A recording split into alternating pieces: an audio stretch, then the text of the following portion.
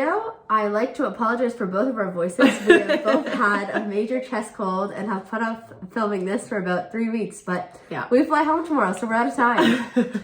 So in my last video, I quickly touched on packing and how what's really nice is when you first move up here, you get like 1,500 pounds if you're moving into a furnished unit, and you get to pack all those things. But what about when you come back for a second or a third year? You do not have that covered. You will be paying for your flights. So there's 2 different ways that you can resupply. I resupply a very different way from Alicia. Alicia is a coworker of mine, and she uses a sea lift. So to get started, Alicia, please take us through the steps just involved in doing a personal sea lift order, or even what a sea lift is. Okay, so the sea lift order is basically, you can order anything that is non-perishable, and it comes up on a big barge in September, late August, early September every year for our community. Every community is different. It depends on when the sailing happens. So the first thing you have to do is you have to contact your sea lift storage facility, basically. I always go through TSC, send you a form to fill out, and it basically asks for your name, your community, your address, and the sailing that you want. There are 3 options, so it is very important to know what sailing you need for your community. As soon as you get your form submitted, she will send you I think it's 10 or 11 digit number.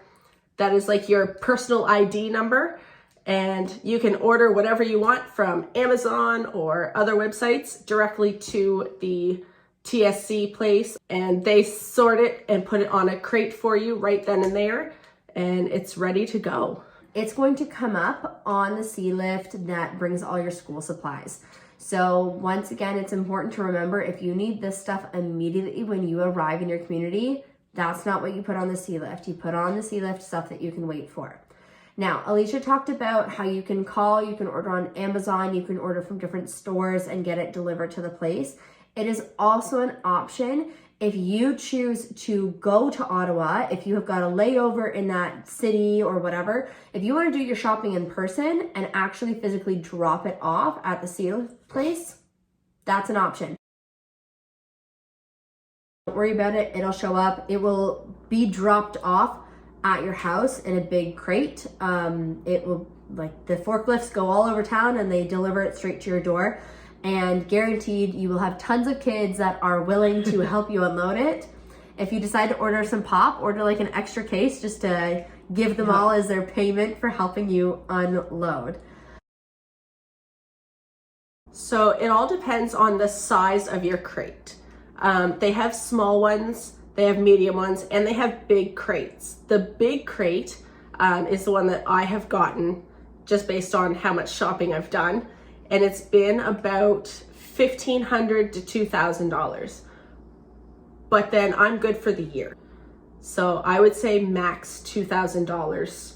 And so you can check with your company, and you can check, because probably each company has different prices. If you have a roommate or if you have a teacher that lives close to your house, keep that in mind. If you don't have transportation, they'll only drop it off at one house. But if you want to share it with somebody and share that shipping fee, it's very easy to share that. It's a big crate. It's gonna bring a lot in it.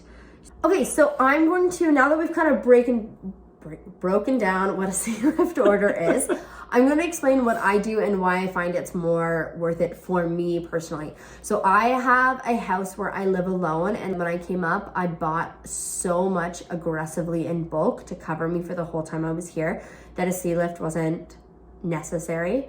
Every airline, you get 5 to 6 extra pieces of luggage. Please double check, because I think WestJet allows for 6 and I think Air Canada allows for 5. I think so, but yes. Double check that, make sure.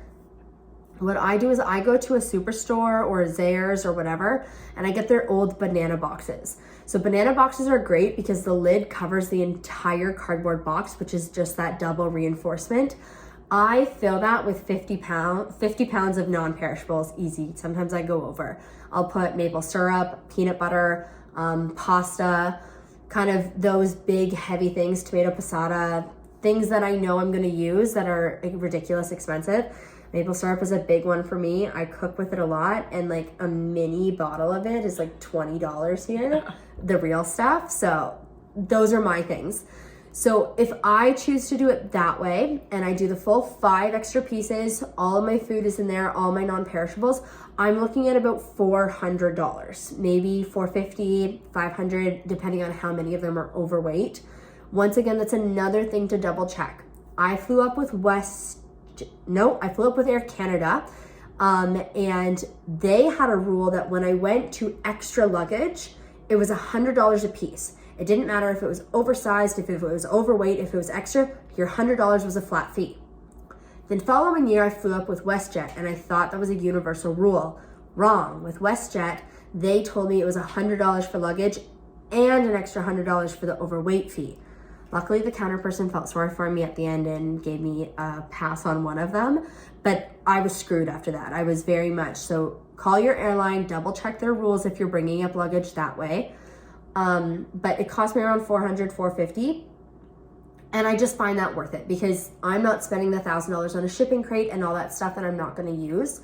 So that is still a possibility. And banana boxes, then I just throw them out once I got up here. And I don't have to take home a huge amount of suitcase and bring back a bunch of suitcases each time. It's just an easy way to ship with boxes. I then do a big tape, and I would grab paler twine if you know anybody who has that, and then tied it around it to just double reinforce everything. I've never had one fall apart on me because I tape it so securely.